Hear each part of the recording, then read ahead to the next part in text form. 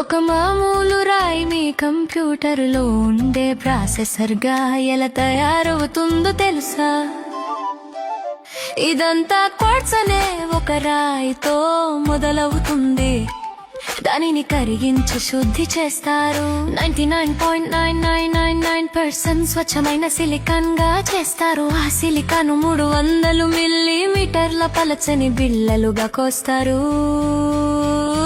ఇవి కేవలం 0.75 మిల్లీమీటర్ల మందం మాత్రమే ఉంటాయి. వాటిపై ఒక క్రమ సంఖ్య ముద్రిస్తారు, మరి ఒక ఘాటు పెడతారు.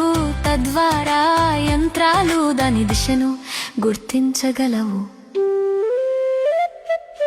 తరువాత 100 కోట్ల ట్రాన్సిస్టర్లు 100కు పైగా పొరలలో అమరుస్తారు. ప్రతి ట్రాన్సిస్టర్ మనిషి వెంట్రుక కంటే చిన్నదిగా ఉంటుంది. మెటల్ మరియు ఇన్సులేటర్ పొరలను ఉపయోగించి ఈ ట్రాన్సిస్టర్లన్నీ ఒకదానితో ఒకటి అనుసంధానించబడతాయి.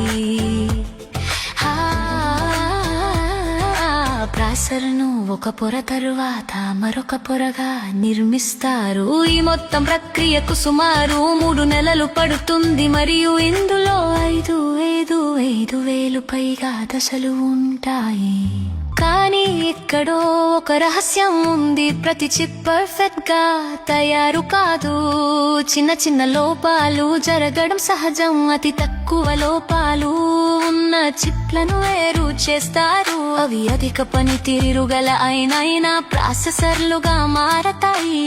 కొంచెం ఎక్కువ లోపాలు ఉన్నవి i7, i5 మరియు i3లుగా మారతాయి.